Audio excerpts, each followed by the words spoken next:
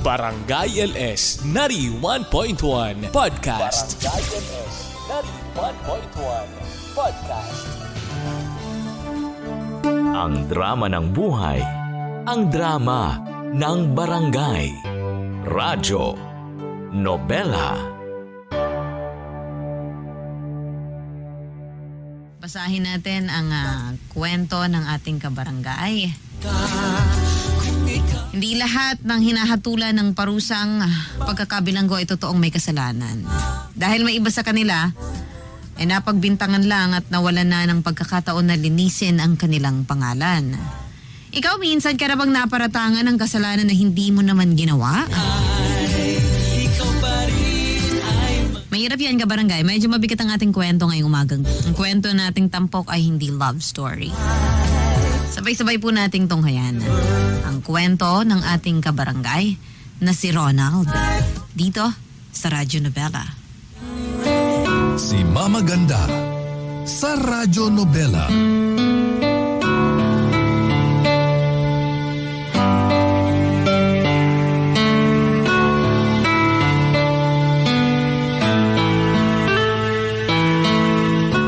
Magandang umaga po sa inyo, Mama Ganda. Magandang araw sa inyong lahat na nakikinig ngayon ng Radyo Nobela. Itago niyo na lamang po ako sa pangalang Ronald. 58 years old at may bakery dito sa amin. Matagal na kaming nakikinig ng misis ko sa inyong programang Radyo Nobela. At pareho naming desisyon ng magpadala sa inyo ng sulat tungkol sa kwento ng aming buhay. Marami akong pangalan at lugar na sadyang pinalitan para maprotektahan ang aming personal na buhay. Year 2005, nang ma-relocate kami ng pamilya ko sa isang housing project mula sa na-demolish na squatter area kung saan kami unang nakatira. Wala kaming binayaran sa bahay at lupa na nilipatan namin. Tapos binigyan pa kami ng maliit na perang pangpuhunan para magamit naming panimula sa aming pamilya. Ang ilan sa mga kasabay naming lumipat noon ay binenta ang kanilang bahay na natanggap. Yung iba naman ay winaldas ang puhunan na binigay ng gobyerno. Pero kami ng asawa ko, kami ni Rina, kasama ang 3 anak namin ay nanatili sa maliit pero maayos na bahay na binigay sa amin. Ginamit namin ang pera para makapagsimula ng maliit na bakery at bigasan na nasa harap lang din ng aming bahay. Dahil sa isa kami sa mga naunang nakatira sa subdivision na yon, naging mabenta ang maliit naming negosyo. Nakabili pa ako ng bike na ginagamit ng isang anak ko para makapag-deliver ng mga orders na tinapay sa amin. Kaya naman naging maayos talaga ang buhay namin hanggang sa hindi na namin namamalayan na mahigit 2 taon na pa lang, nakatira kaming pamilya sa lugar na yon. Muli, magandang umaga po sa inyong lahat. At sa iyo, Mama Ganda. Ako po si Ronald at ito ang aking kwento.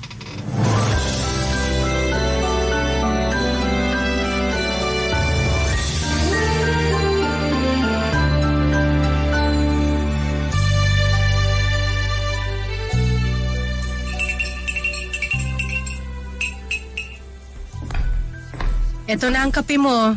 Salamat, Rina. Mabuti na lang at maagang naubos ang tinda nating pandesal tsaka monay kanina. Makakapamalengke pa ako mamaya ng mga gulay. Kasi ubos na rin yung laman ng ref natin eh. At makakagawa rin ako ng iba pang tinapay mamaya. Palagi pa namang hinahanap sa bakery natin ng Spanish bread tsaka hopyang baboy kapag oras ng merienda. Mabenta kasi talaga yan, lalo na yung hopya baboy na ginagawa mo.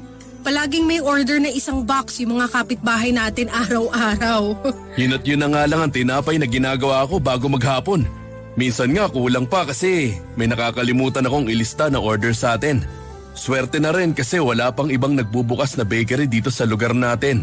Wala rin tuloy choice sa mga kapitbahay natin kung hindi palaging bumili ng mga tinapay sa atin. Masarap naman kasi talaga yung mga ginagawa mong tinapay, Ronald. Kung may magbubukas man na ibang bakery dito, sigurado ako na sa atin pa rin babalik at bibili ng tinapay ang mga kapitbahay natin. Sana nga, kasi mahirap talaga ang may kakompetensya pagdating sa negosyo. Oo nga pala, nangutang si Mia ng bigas kanina. Inabutan ko ng 2 kilo pero hindi ko na nilista kasi naawa ko dun sa bata. Si Mia yung panganay at dalagitang anak ni Anton, di ba? Yung halos kasabayan nating lumipat dito sa relocation? Oo, siya nga. Sinamahan ko na rin ng 10 pandesal yung bigas na binigay ko sa kanya. Sinabi niya kasi na hindi pa raw naghahaponan ng mga kapatid niya kaya naawa talaga ako doon sa bata. Ano ba naman kasi yung si Anton? Mula nung iwanan sila ng asawa niya, naging lasenggo na at napabayaan na ang 4 na anak niya. Mabuti na nga lang at masipag na bata ang panganay niyang si Mia. Nakikita ko siya minsan na naglalako ng banana Q kasama ang isa pa niyang kapatid. Nung isang beses na umutang siya ng tinapay sa bakery natin, nakwento niya na gusto niya talaga makapagtapos ng high school.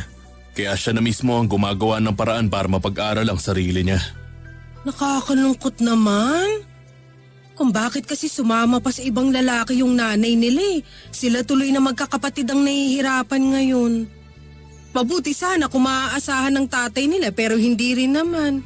Kaya nga naaawa ako kay Mia kasi kaedad lang siya halos ng pangalawang anak natin na nasa kolehiyo na ngayon. Samantalang si Mia, nasa high school pa rin at pilit kumakayod para sa mga kapatid niya. Minsan nga gusto ko nang kausapin niyang si Anton na mapayuhan tungkol sa mga anak niya. Yan ang wag mong gagawin, Ronald.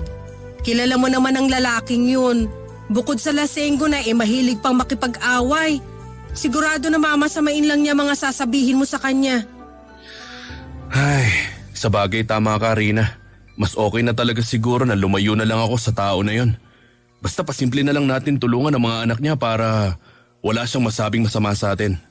Kawawa rin kasi talaga yung mga batang yon. Wala na ngang nanay, parang nawalan na rin ng tatay dahil sa inaasal ni Anton sa kanila.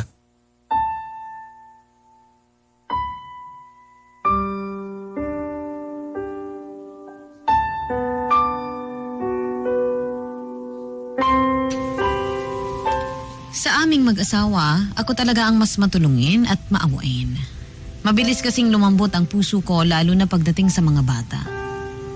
At ang isa nga na madalas na tinutulungan ko noon ay si Mia, na anak ng kabarangay naming si Anton. Kasabay namin silang lumipat noon sa subdivision. Pero 1 taon pa lang ang nakalipas nang layasan silang mag-aama ng asawa niya para sumama sa ibang lalaki. Mula noon ay hindi na raw ito nagpakita pa.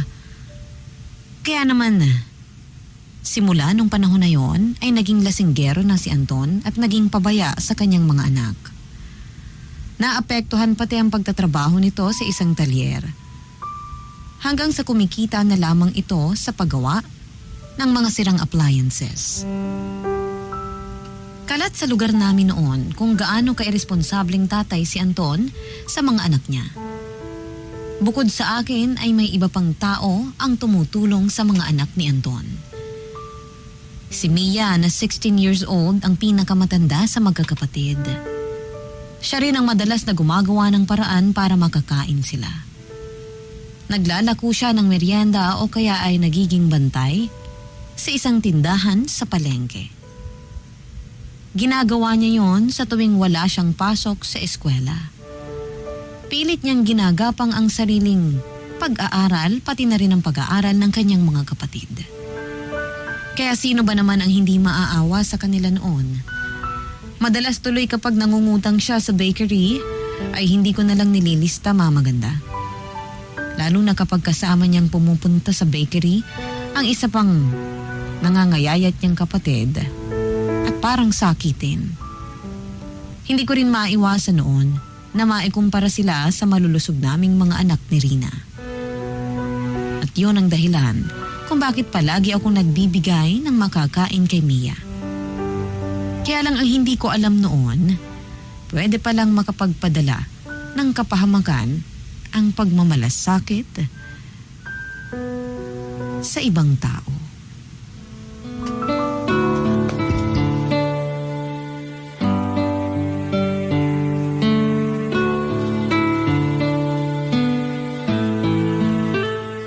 Pero naman, hindi nakukulangin itong mga ginawa kong tinapay ngayon. Sinobrahan ko na rin ng ilang Spanish bread, monay at saka hopia dito sa mga ginawa ko. Nabukod mo na ba yung order ni Lena at Mario? Tig-isang box daw sila ng hopia at saka Spanish bread. Oo, nandito na sa kabilang lamesa. Baka kasi masama ko na naman ang mga tinapay nila sa ibebenta ko sa bakery mamaya. Mabuti naman, nung isang araw pa kasi sila nagre-request sa akin. Nag-text na nga rin sila sa akin. Pinaliwanag ko na hindi lang ako nakagawa ng tinapay kahapon dahil masama ang pakiramdam ko. At salamat sa Diyos dahil naging okay ka na ulit ngayon. Ihahanda ko na tong ibang tinapay na i-deliver mamaya ng anak natin ha. Mabuti pa nga Rina, para pag uwi niya galing ng eskwelahan, bibit-bitin na lang niya ang mga ito. Ronald! Sino ba yung sumisigaw Lumabas sa ka labas dyan! ng bahay natin? Parang boses ni Anton, Rina. Lumabas ka dyan! Mukhang lasing na naman siya. Hayop ka! Sandali nga, tatawag muna ako sa barangay para matigil ang panggugulo niya sa labas. Huwag na, kakausapin ko na lang siya. Tarantado ka! Aalamin ko muna kung anong problema niya. Kung ayaw mo Oo, idamay sige, ko pero ang pamilya sasama mo. ako. Walang iya ka! Ang kapal na mukha mong gago ka! Magandang hapon, Anton. Ano bang problema at kailangan mo pang sumigaw dito sa labas ng bahay namin? At may gana ka pa talagang itanong sa akin yan? Tarantado ka! Ano ka ba, Anton? Tigilan mo ang asawa ko kung hindi papupulis kita! Kung may dapat na tumawag ng pulis ngayon, ako yon, Rina! Ano bang problema mo?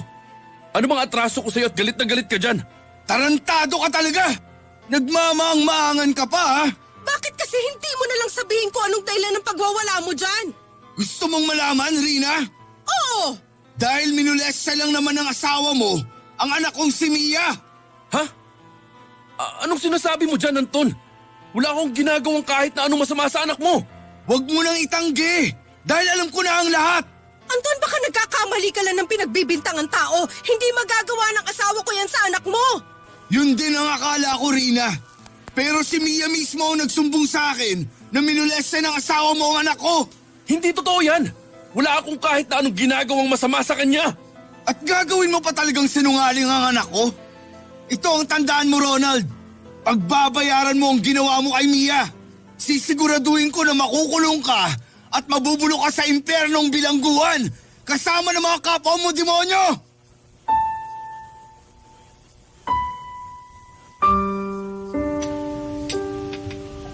Hindi pa kaagad umalis noon si Anton sa tapat ng bahay namin. Patuloy siyang nagwala hanggang sa may dumating na mga kapitbahay at inawat na siya bago pa niya ako muling masuntok. Gulat na gulat ako sa mga paratang niyang yon. At hindi ko alam kung saan iyon ang galing talaga. Nang makapasok kami sa bahay, umiiyak akong tinanong ng asawa kong si Rina tungkol sa sinabi ni Anton. Siyempre kaagad ko naman yung tinanggi dahil wala naman talaga akong ginagawang masama. Wala naman talagang katotohanan ang lahat ng paratang na iyon. At dahil kilala ako ni Rina, kilala po ako ng aking asawa. Naniwala siya dahil alam niyang hindi ko magagawa ang mga bagay na yon. At dahil narinig din yun ng mga kapitbahay namin, alam ko na pwedeng ang iba sa kanila ay naniwalang kaagad. Pero pinilit kong ipagsawalang bahala iyon. Dahil sigurado ako sa sarili ko na malinis ang aking konsensya. Kaya lang maganda. Pagkalipas lang ng ilang araw ay may dumating na mga pulis sa bahay na may dalang warrant para sa akin. Labag man sa aking kalooban. Sumama ako sa kanila papunta sa presinto para doon magpaliwanag.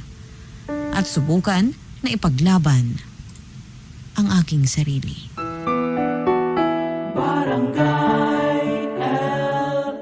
91.1 Si Mama Ganda sa Radyo Nobela.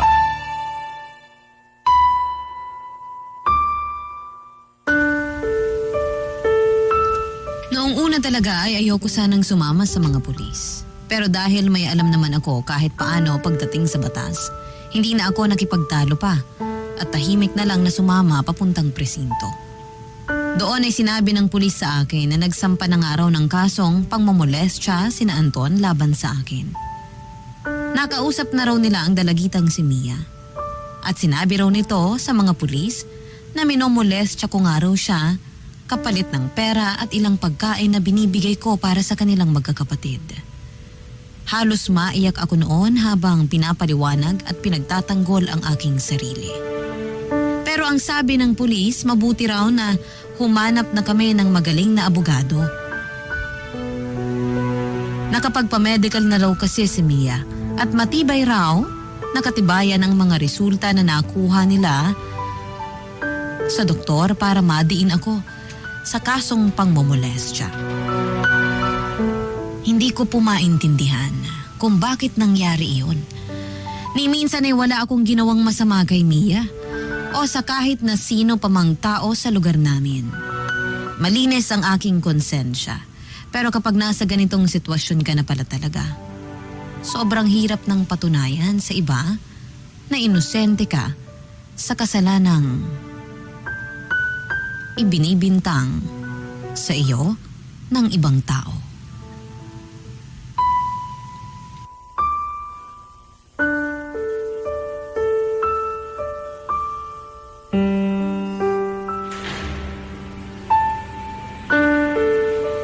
Oh, Samuel!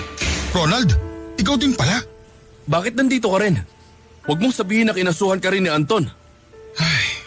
Oo, dalawa kami na sinampahan niya ng kaso. Yung isa nagtatago na. Pero hindi ko alam na pati pala ikaw, dinamay ni Anton. Ibig sabihin, pareho lang pala tayo ng kinakaharap na kaso ngayon? Pero ano ba talagang nangyayari? Ano yung sinasabi ni Mia na minolestya raw natin siya? Wala tayong kasalanan sa batang yun. Kaya bakit niya ginagawa sa atin to? Ang totoo, Ronald, may gusto akong sabihin sa'yo. Hindi ko naman alam na hahantong sa ganito ang lahat. Pero maniwala ka, hindi ko pinilit yung bata. Ano bang sinasabi mo? Mas lalo wala akong maintindihan, Samuel. May relasyon kami ni Mia. Ano? Paano nangyari yun? Alam ko na mahirap paniwalaan pero yun ang totoo. Halos kalahating taon na rin ang relasyon naming dalawa. Nagbibigay ka ba ng pera sa kanya? Oo, kasi nga gusto talaga makapagtapos ni Mia ng high school. Pero ginalaw mo ba siya? Ano, Samuel? Sumagot ka! Sabihin mo na sa akin ang totoo. Ginagalaw mo ba si Mia kapalit ng perang binibigay mo sa kanya? Oo, inaamin ko na may nangyayari talaga sa aming dalawa. Diyos ko naman, Samuel. Anong klaseng pag-iisip meron ka? Halos anak mo na si Mia. Ronald, ginusto naman niya nangyayari sa amin at kahit kailan, hindi ko siya pinilit. Paano mo naman ako mapapaniwala na hindi mo pinilit yung bata? Dahil hindi naman naabot ang kalahating taon ng relasyon namin kung napipilitan na lang siya. Pero ang hindi ko maintindihan, bakit kailangan na madamay ako dito? Samuel, may anak din akong babae kaya hindi ko yun magagawa kay Mia o sa kahit na sino pa mang bata. Wala akong kinalaman sa ginawa mo sa kanya. Bakit kailangan niya akong idamay dito? Sa tingin ko, nalaman na rin kasi ni Anton na ibang sideline na ginagawa ni Mia sa lugar natin. Anong sideline naman yun? Dito ko lang din nalaman na nagpapagalaw din pala si Mia sa ibang lalaki sa lugar natin. At para hindi mapahiya si Anton sa lugar natin ang malaman niya ang tungkol doon, pinalabas na lang niya na minomolestya ang anak niya. Kahit ginusto naman talaga ni Mia na magpagalaw sa mga lalaki, kapalit ang pera binibigay sa kanya. Pero kahit kailan, hindi ko naman binibigyan ng pera si Mia. Oo, nangungutang siya sa bakery namin. Pero puro pagkain lang ang binibigay kong tulong sa kanya. At alam ng Diyos na wala akong ginagawang kahit na anong masama sa batang yon. Isa lang naiisip kong dahilan kung bakit ka nandito, Ronald. Alam kasi sa lugar natin na mapagbigay ka, lalo na kay Mia. Yun ang dahilan kung bakit dinamay ka na ni Anton. Dahil maraming nakakakita sa lugar natin na nag-aawat ka ng tulong kay Mia sa tuwing pupunta siya sa bakery niyo.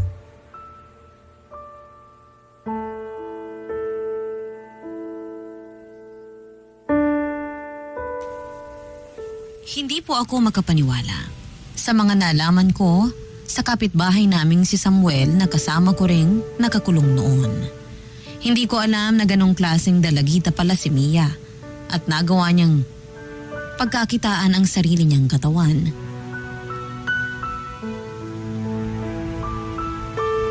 Na nagawa niya ring pasamain ang pangalan ng mga taong tunay na tumutulong sa kanya. Naawa rin ako sa kanya dahil sigurado ako na napilitan lang din naman siyang gawin yon dahil iresponsable ang kanyang mga magulang. Pero mas naawa po ako sa sarili ko dahil wala naman akong kasalanan sa kanya. Hindi ako kasama sa mga lalaking nangmomolestya sa kanya kapalit ng pera. Libreng tulong lang ang palaging binibigay ko sa batang si Mia. Tinanong ko si Samuel kung sinabi niya na ba sa mga pulis ang tungkol sa relasyon nila ni Mia. Ginawa na raw niya iyon. Pero syempre, hindi naniwala ang mga ito sa kanya. At nang magkaharap nga raw sila ni Mia, ay hindi ito halos makatingin sa kanya. Nakiusap pa siya dito na sabihin ang totoo na hindi niya talaga ito pinilit na may mangyari sa kanila. Na may relasyon sila at ginusto lahat iyon ni Mia. Pero mariin daw, Mama Ganda. Mariin na pinabulaanan ni Mia ang lahat ng mga sinabi ni Samuel. Kaya siguradong parehas na kaming madidiin sa kasong kinasadlakan namin. Dahil sa aking obserbasyon, walang balak umamin ang dalagang si Mia.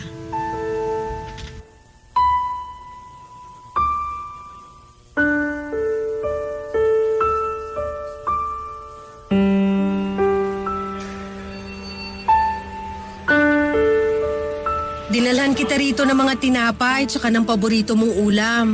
Sigurado ako na na-miss mo na ang mga to. Salamat, Rina. Grabe, ilang araw lang kitang hindi nadalaw dito. Ang laki na kaagad ng ipinayat mo. Hindi rin kasi ako masyado makakain at makatulog. Bakit? May gumugulo ba sa'yo sa loob ng kulungan? May nananakit ba sa'yo doon? Wala. Mababait naman ang mga kasama ko at maayos silang kausap. Hindi sila yung kagaya ng napapanood natin sa pelikula na nambubugbog. Basta makisama lang daw ako sa kanila, wala raw akong magiging problema dito sa loob. Mabuti naman.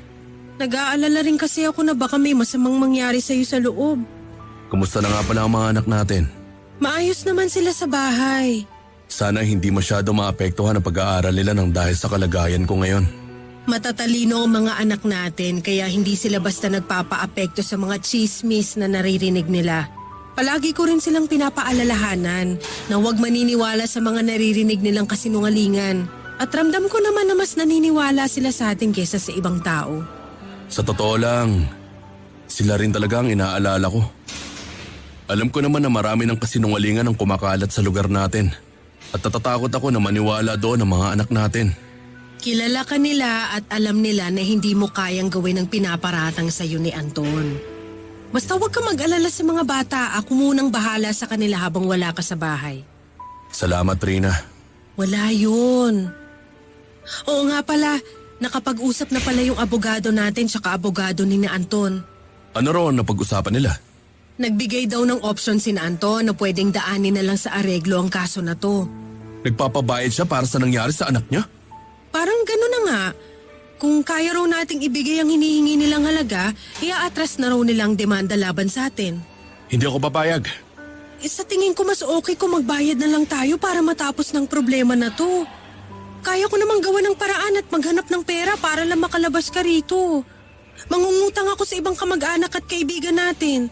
Rina, kapag pumayag tayo sa gusto niyang mangyari at nakipag-areglo tayo sa kanila, parang inamin ko na rin na totoo ang binibintang nila sa akin.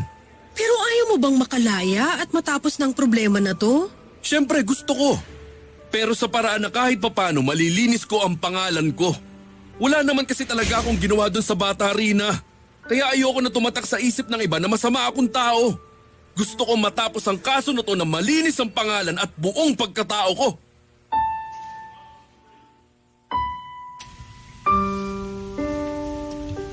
Alam ko na gusto na rin ni Rina na matapos na sana ang problema namin na yun.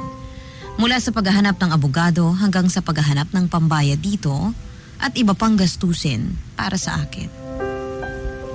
ay siya lamang mag-isa ang halos gumagawa ng paraan. Kung kani-kaninong kamag-anak at kaibigan siya lumapit para humingi ng tulong.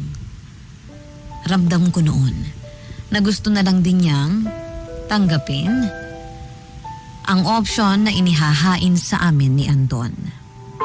Na makikipag-areglo sa halagang hinihingi niya at iuurong nila ang kaso.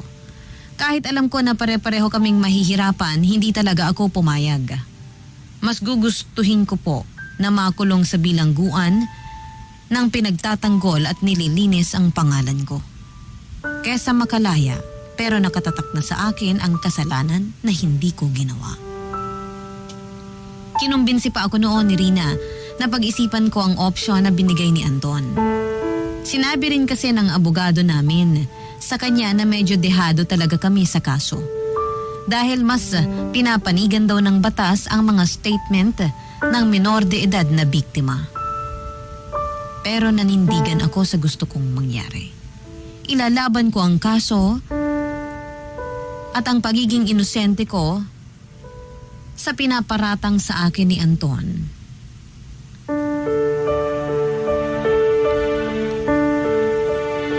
At ng dalagitan niyang anak na si Mia.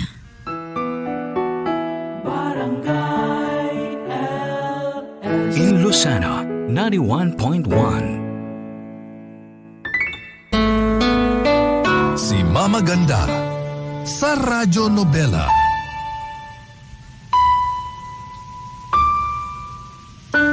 Pagkalipas ng 2 buwan ay pinayagan kami na magbayad ng piyansa para pansamantala akong makalaya habang nililitis ang aking kaso. Nang makauwi ako sa lugar namin, ay nakarinig ako ng iba't ibang bersyon ng kwento tungkol sa nangyari. May nakarating sa akin na may nakakita raw noon kay Mia na pinapasok ko sa loob ng bakery namin kapag wala na ang asawa at mga anak ko.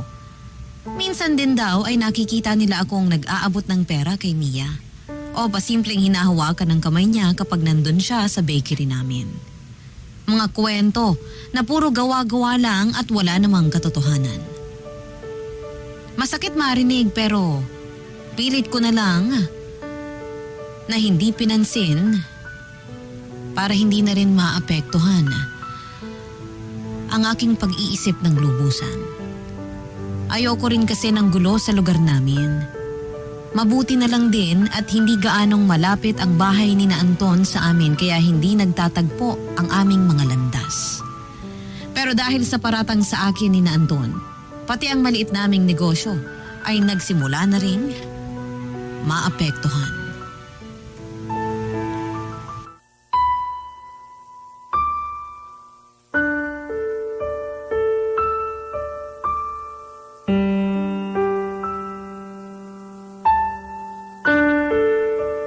Mahina yata ang benta natin ngayong araw. Oo, hindi man lang nangalahati itong mga ginawa kong tinapay. Pasukan na rin kasi sa eskwela, Ronald. Kaya siguro mas nagtitipid na ang mga kapitbahay natin ngayon. Kesa bumili sa atin, binibigay na lang nila pambaon sa mga anak nila ang pera nila. Alam ko naman ang totoong dahilan kung bakit mahina ang benta ng tinapay at bigasan natin itong mga nakaraang araw. Sigurado ako na may mga kapitbahay tayo na naniniwala na may ginawa talaga akong masama kay Mia. Ay, hindi rin naman natin makokontrol ang gustong isipin ng ibang tao. Tama ka. Dahil hindi lahat ay marunong kumilala ng totoong ugali ng isang tao. Kaya hindi ko maiaalis sa iba kung pag-isipan man nila ako ng masama. Pero sana lang, wag nila kayong idamay na pamilya ko. Hindi mo kami kailangang isipin. Kasi hindi rin kami basta magpapaapekto ng mga anak natin sa mga naririnig namin. Basta, paalalahanan mo na lang sana ang mga bata na huwag papatol sa parinig o pang-aaway ng mga kapitbahay natin. Ayoko mas lumaki ang gulo na to at maapektuhan kayo ng mga bata. Alam na mga anak natin ang dapat nilang gawin. Kagaya ng sinabi ko dati, matatalino sila kaya hindi sila magpapaapekto sa mga taong naninira sa iyo o sa pamilya natin. Ang swerte ko talaga sa inyo ng pamilya ko. Maswerte rin kami kasi ikaw ang padre de pamilya ng bahay na to. Sino kaya yung kumakatok sa may likod? Pwede namang siya dito na lang sa may harap ng bakery pumunta. Ako na lang ang pupunta doon, Rina. Magbantay ka na lang dito sa bakery. Sige, Ronald.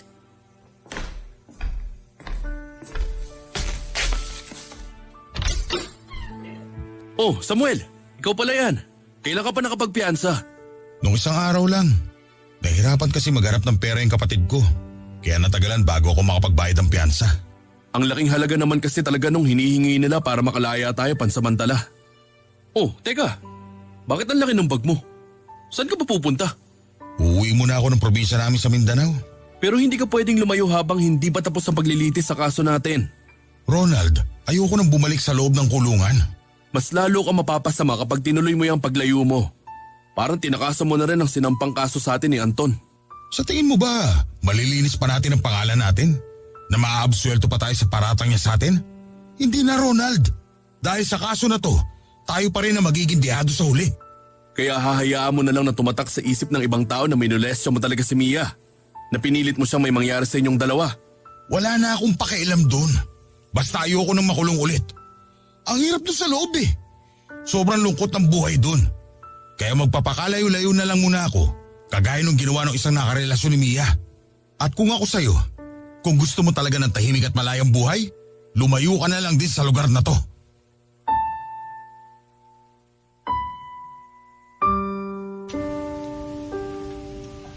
Pagkatapos ng pag-uusap namin ni Samuel, ay hindi ko na siya ulit nakita pa. Hindi na rin kasi siya umattend ng mga hearing namin at tuluyan na nga siyang nagtago. Umasok rin naman sa isip ko na gawin ang bagay na yon dahil mahirap talaga ang buhay sa loob ng kulungan. Pero ayoko na mas mapasama ako at ang pamilya ko. Nanalig pa rin talaga ako noon na malilinis ang aking pangalan. Isang taon na tumakbo ang hearing, Mama Ganda. At ako lang ang mag-isang nadidiin sa kaso. Dahil ang mga taong totoong gumalaw noon kay Mia ay tuluyan ng nagtago. Ako, si Rina at sina Anton ang palaging magkakasama sa hearing. Kasama ko ang asawa ko at suporta ng mga anak ko na nakikipaglaban para sa aking kalayaan at para sa hustisya na gusto kong makamit. Habang si Mia noon ay patuloy rin sa kanyang pagsisinungaling na isa ako sa mga nangmolestya sa kanya, kapalit ng perang iniaabot ko sa kanya. Marami siyang naging imbentong kwento na para po bang sinaulo niya upang mas maging kapanipaniwala. Hanggang sa tuluyan ng ibinaba ng husgado ang final decision para sa kaso ko. 20 years with 5 counts na pagkakabilanggo ang naging desisyon. Sobrang sakit, Mama Ganda. Inosente talaga ako pero pakiramdam ko noon sa akin nila ibinagsak ang lahat ng parusa na dapat ay para sa mga taong tunay na gumalaw kay Mia. Kaya mabigat man para sa aming pamilya ay tinanggap namin ang pagbalik ko sa bilangguan. Ang mas malungkot lang noon ay doon na ako sa bilangguan sa Muntinlupa nakulong.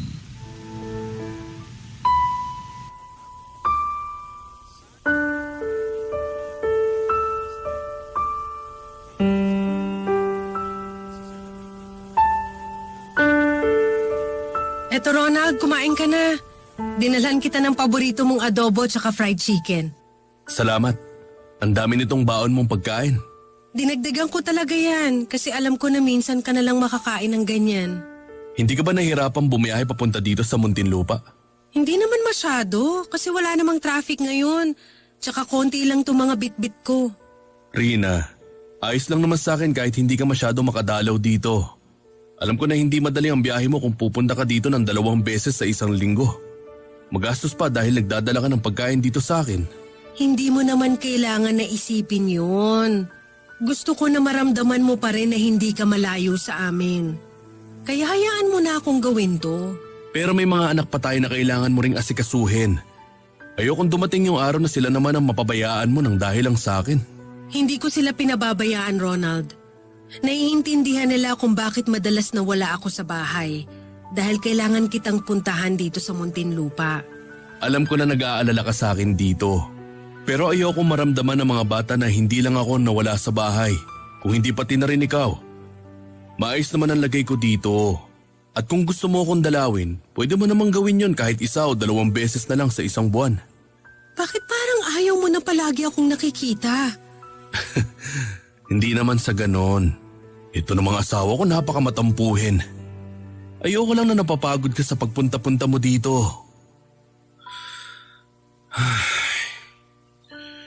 Sorry Rina. Alam ko naman na sa ating dalawa, ikaw talaga mas nahihirapan. Ano ba yung sinasabi mo? Walang ganun. Ito ang tandaan mo. Hindi ako mahihirapan basta para sa'yo at sa pamilya natin. Kung bakit naman kasi nangyari pa sa atin to? Wala naman talaga akong kasalanan. Pero bakit ako yung nandito sa loob? Bakit ako yung nakakulong? May dahilan kung bakit nangyayari ngayon sa atin to. Mahirap intindihin pero sigurado ako na hindi tayo pababayaan ng Diyos. Gusto ko lang naman na makatulong sa iba. Ako na nga nagmalasakit, ako pa ang napasama. Tapos nadamay pa kayo sa problema na to. Kasalanan ko lahat to. Kasalanan ko kung bakit pati kayo nahihirapan ng dahil sa akin. Wala kang kasalanan. Sadyang may mga tao lang na hindi marunong tumanaw ng utang na loob at hindi mo kasalanan kung naging mabuti kang tao. Rina, sorry talaga. Sorry kung hindi na kita masasamahan na alagaan ang mga anak natin. Ano ka ba? Huwag mo ngang sabihin yan.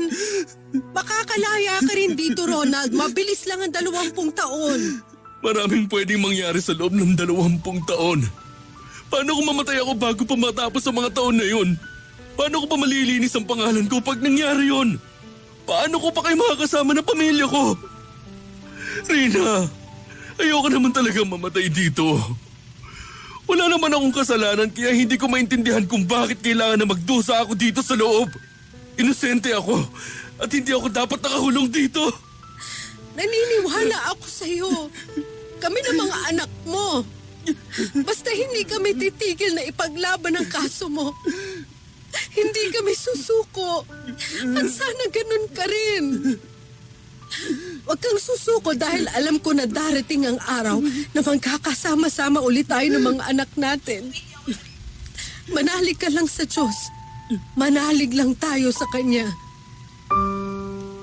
Sa totoo lang, ng mga oras na yon ay gusto ko na ring mawala ng pananampalataya sa Panginoon. Hindi ko kasi maintindihan kung bakit parang pinaparusahan niya ako ng ganon kabigat sa kasalanan na hindi ko ginawa. Bakit may mga taong makasalanan pero patuloy na nabubuhay ng malaya? Nagagawa mga bagay na gusto nila. Bakit kailangan na ako ang magdusa? Pero dahil sa asawa kong si Rina, pinilit kong patatagin ang pananalig ko sa Panginoon. Iniisip ko na lang noon na darating ang araw maiintindihan ko rin ang pagsubok na ibinigay sa akin. Hindi rin talaga ako makapaniwala sa naging unang hatol sa akin ng korte noon. Guilty ako kahit wala naman talaga akong kasalanan. Hindi ko alam kung bakit kami natalo sa kaso na yon kahit inosente naman talaga ako. Dahil ba sa mahina ang abogado namin? Dahil ba sa minor de edad ang nagpapanggap na biktima? O dahil sa hindi na nila makita sina Samuel kaya sa akin na lang nila ibinagsak ang sisi sa kasalanang hindi sa akin. Kahit nagpapakatatag ako noon, unti-unti na rin akong pinanghihinaan ng loob nang malipat ako sa Muntinlupa. Sobrang hirap kasi talagang magpakatatag kapag nasa loob ka na ng bilangguan dahil wala kang kontrol sa nangyayari. Kahit pa maayos naman ang pakikitungo sa akin ng mga kapwa ko preso at ng mga pulis, ang hirap kalaban ng labis na kalungkutan sa loob. Mabuti na lang din at kahit paano, may nakakausap ako doon at napaglalabasan ng bigat na nararamdaman ko. May mga kasama rin kasi akong preso na wala naman talagang kasalanan pero nakulong din. Iba't ibang kaso na pilit ibinintang sa kanila. At kagaya ko, wala rin silang nagawa kung hindi ang tanggapin ang hatol sa kanila kahit inosente sila. Ganun talaga siguro ang batas. Minsan ay nagiging bulag at bingi ito sa katotohanan. Kaya lumalabo rin ang katarungan hindi lang para sa mga biktima na lumalaban, kung hindi pati na rin sa mga kagaya naming napagbintangan lamang. Hindi naman huminto ang asawa kong si Rina sa pagkikipaglaban para malinis ang aking pangalan. Nag-apela sila sa naging final decision ng korte kaya lang na-deny ito kaagad. Muli silang nag-file ng appeal at nagawang pababain ang sentensya ko mula sa 20 years with 5 counts na naging 12 to 17 years na lamang. Hindi rin tumigil noon si Rina sa pagpa-file ng appeal hanggang sa inakyat ulit sa Supreme Court ang kaso at muling bumaba ng 11 years ang sintensya sa akin. Napakalaking bagay na yon, mamaganda. Pero ang labis ko talagang pinagpapasalamat noon ay ang hindi pagsuko sa akin ng aking asawang si Rina at ng aking mga anak upang makalaya ako. At dahil mag-isa na lang rin si Rina na bumubuhay sa aking pamilya, gumawa ako ng paraan para magkaroon rin ng pagkakakitaan. Naging aktibo ako sa activity ng mga organisasyon na tumutulong sa aming mga preso para magkaroon ng pagkakakitaan habang nasa loob ng bilangguan. Kagaya ng paggawa ng parol, pang-display sa bahay at iba't ibang mga bagay na pwedeng ibenta. Sa ganung paraan ay kumikita ako at nakakapag-abot ako ng pera kay Rina kahit paano, tuwing dumadalaw siya sa akin. Siguro mamaganda, totoong maawain ng Diyos, lalo na sa mga inosenteng taong nakakulong kagaya ko. Dahil maaga akong nabigyan ng parol at 9 na taon lang sa dapat ay 20 years na sentensya sa akin sa Muntinlupa. Ngayon ay 3 taon na akong malaya kasama ang aking pamilya. Dito pa rin kami nakatira at mas malaki na ngayon ang aming bakery. May mga naniniwala man dito sa lugar namin na may kasalanan ako. Mas marami naman ang naniniwala na inosente talaga ako sa kasong ibinintang sa akin ni na Anton. Noong nakaraang taon lang, ay nabalitaan ko sa isang kapitbahay na bumiyahe pa uwi ng probinsya sina Anton, pero aksidenteng nahulog sa tulay ang sinasakyan na tricycle. At tanging si Mia lang ang nakasurvive sa aksidente na yon. Kung nasaan man siya ngayon, wala na akong naging balita pa sa kanya. Pero sa kabila ng nangyaring gulo sa buhay namin, dalangin ko pa rin na mahanap niya ang katahimikan sa buhay niya kahit mag-isa na lamang siya. Salamat po, Mama Ganda.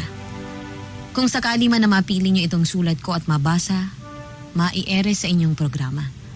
Sana ipatuloy kayong maging tulay para sa mga tao na gustong magbahagi ng aral sa kanilang buhay. Ako ang inyong kapuso at kabarangay forever.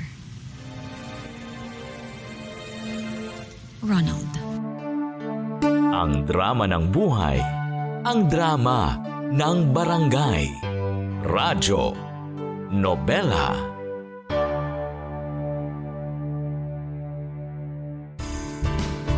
Hello mga kabarangay! Nagustuhan mo ba ang itinampok na kwento natin ngayon? Huwag kakalimutan na i-follow ang Barangay LS Nari 1.1 Podcast at ang iba pa naming social media accounts. Huwag din kakalimutan ang pakikinig sa Barangay LS Nari 1.1 Forever!